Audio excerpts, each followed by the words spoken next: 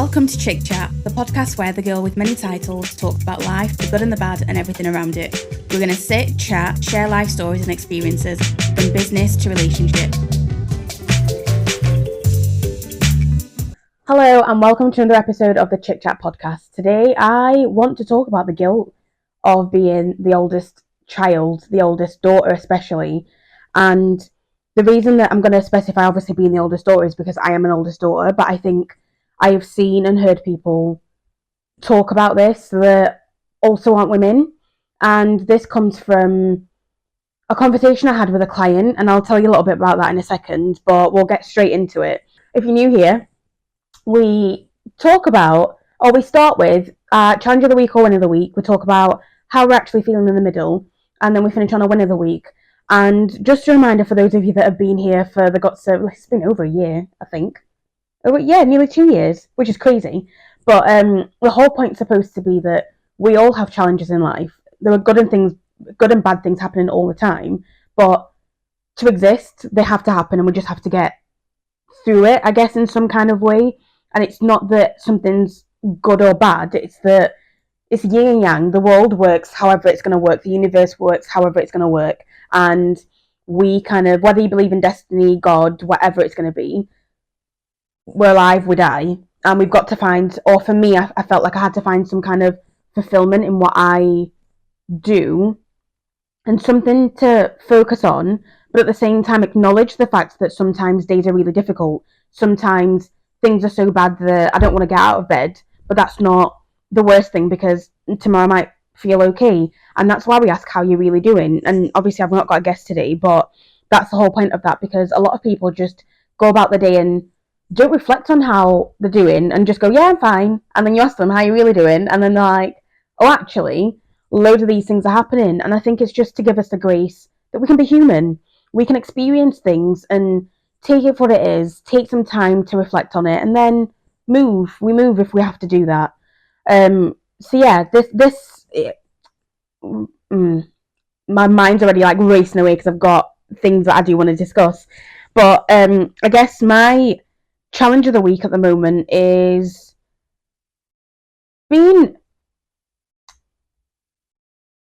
going to do a tip of the week, because challenge-wise, I think I'm dealing with life quite well. The last podcast I talked about going back to therapy, and that for me it's incredible. I mean, I'm really enjoying the process.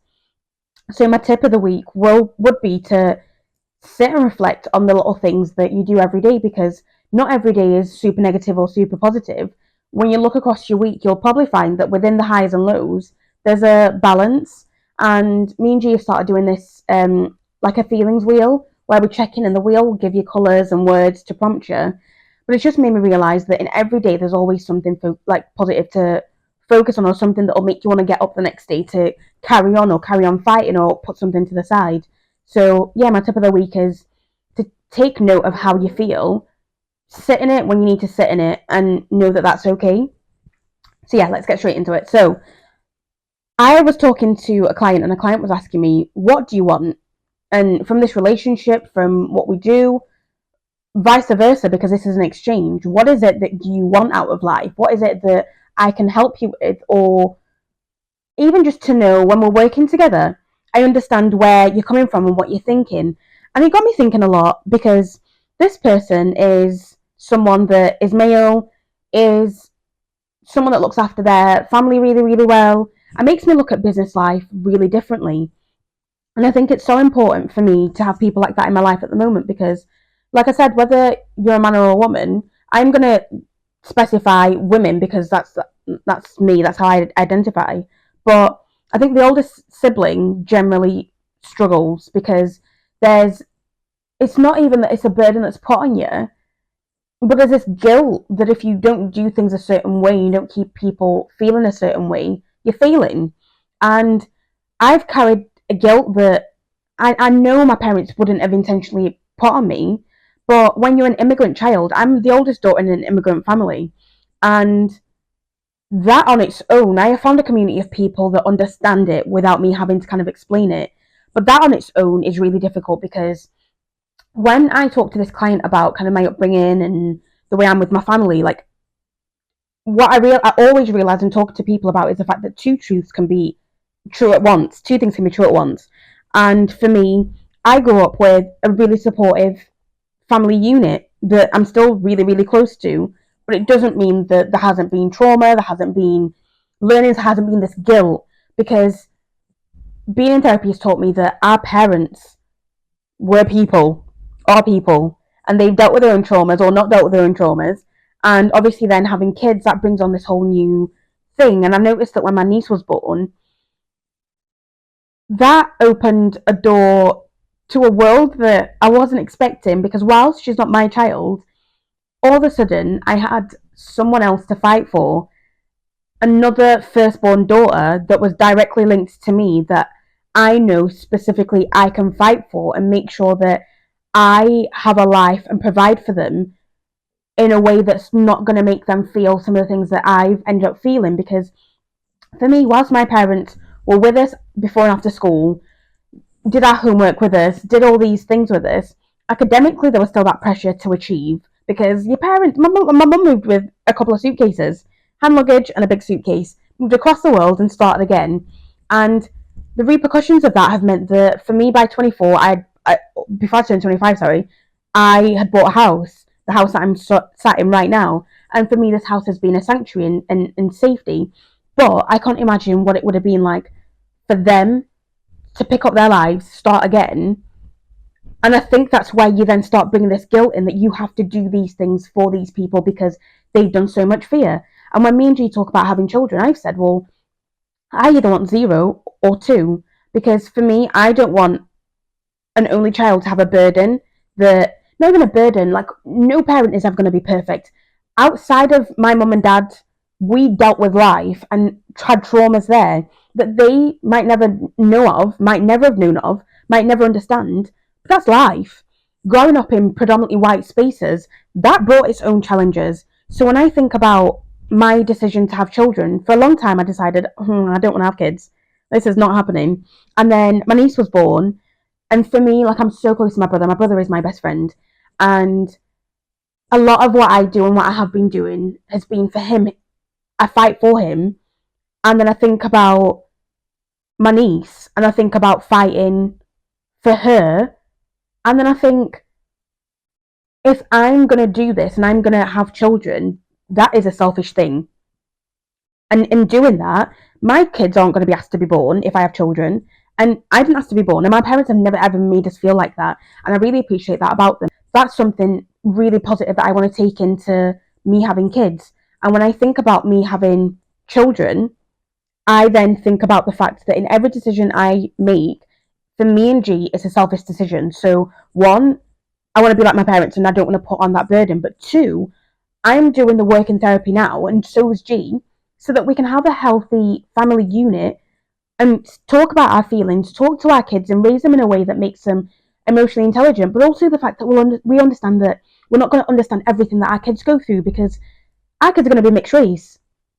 And in our kids being mixed race, neither of us is mixed race. So they'll go through things on their own that we will never be able to understand.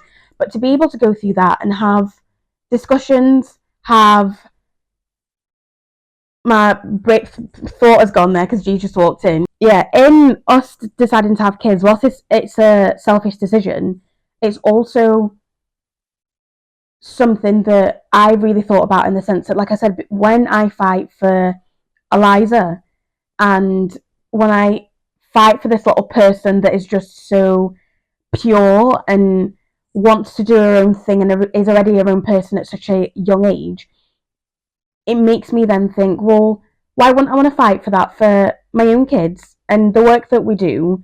And I think this letting go of like the guilt of who you're supposed to be and who you need to present yourself as, and whether it's for family, for society, I think that for me, and letting go of that guilt whilst I'm still dealing with that on a day-to-day basis, it's opened the door to thinking about things like having kids and thinking about it from a positive point of view, and the fact that not only can this be done, it can be done in a healthy and thoughtful way. When I look at the way that my brother and my sister-in-law are with my niece, it's just done in a way where you can just see how they communicate with her, and I think it makes me excited to want to do that because it'll be different. And all the foundations my mum and dad put for us have also meant that this is the person that I am, that I get to fight for this life that I want.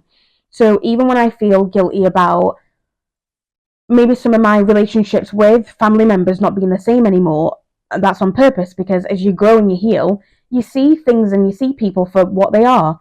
And sometimes that sense of duty of who you should be, you realise, actually, if this is being put on me, why would I choose to go into something that's going to make me feel more uncomfortable than fight? Because as I fight, yes, I will lose people that I care about. And it's not even losing them in the sense that you lose them out of your life altogether. It's that you keep them at arm's length. You keep them in a way that makes you feel like you can deal with it. And like I'm saying, the more that you do those things for yourself and for the life that you want, the less guilt that you feel. And people always try and put guilt on you because they will project. But if there's any point of what I want to talk about, it's the fact that whatever you do in life, someone is going to be unhappy. Someone is going to think that you are being selfish in a bad way. They're going to say things about you that aren't going to be nice. But as long as you firm up why you're doing the things that you're doing and who for, and that first person should be you, that should make everything a lot easier, because it's that reminder that you're not a bad person, you're not doing bad things, and ultimately, again, you're not a bad person.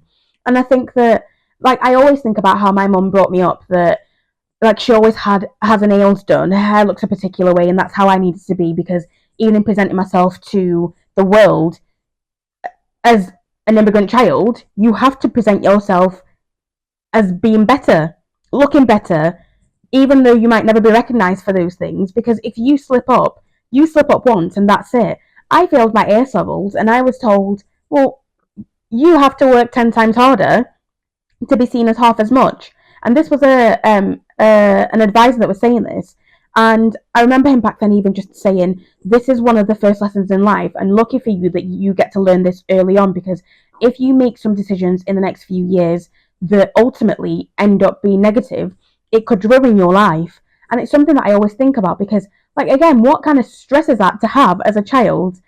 And it's something that I don't want to put on my kids, but I think it's something that, whether people know it or not, you reinforce that you should be a particular way as a woman, as a wife, as a partner, as a sister, as a daughter, as whatever, and you never get to figure out who you are and who you want to be. And as I figure out these little things for me, do I want to do a PhD? Do I want to do a TED Talk? Do I want to run away and live on an island for the rest of my life? Do I want to have kids? Do I want to do all these things?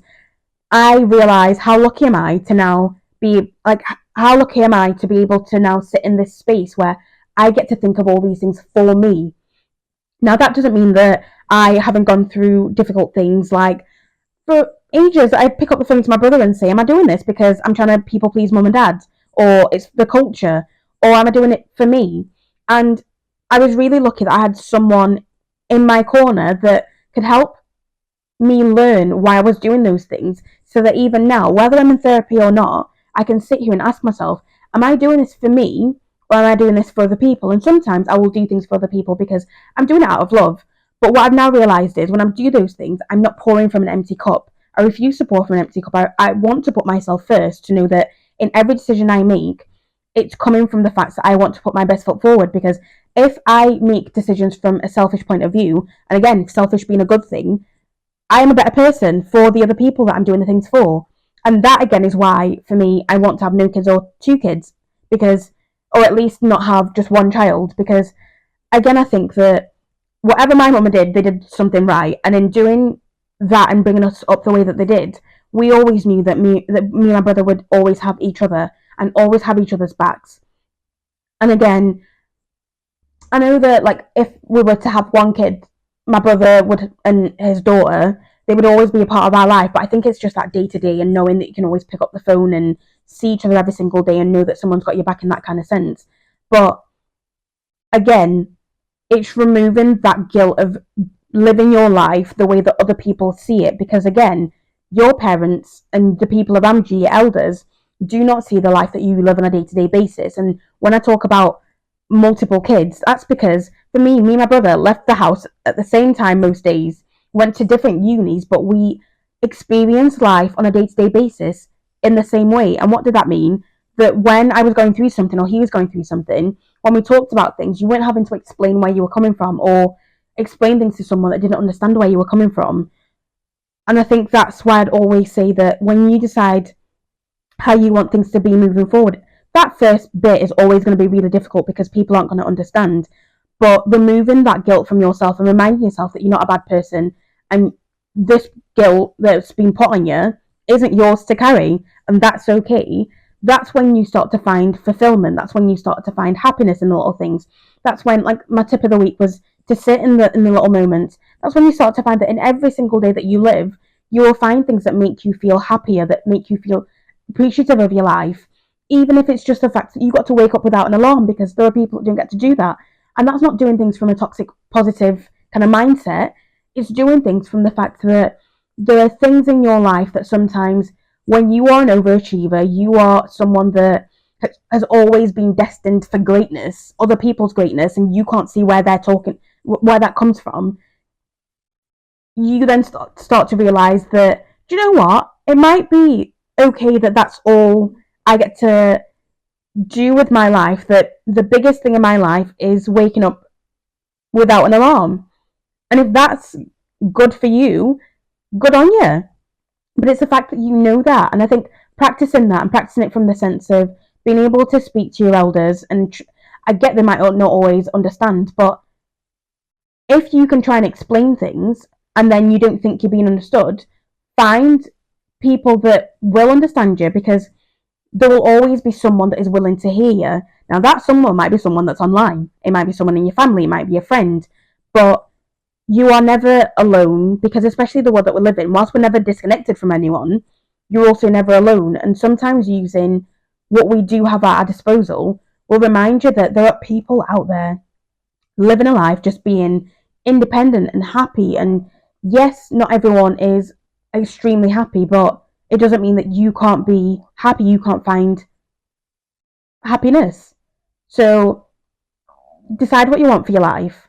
Take it step by step. Ask yourself each day if you need to. Write it down every day if you need to. You don't need to figure it out right now. I've been on this journey for years. And starting therapy, 4 years ago, that's when it really started to make more sense. So whilst you might not figure it out overnight, one day you will wake up and go, oh, this does make sense.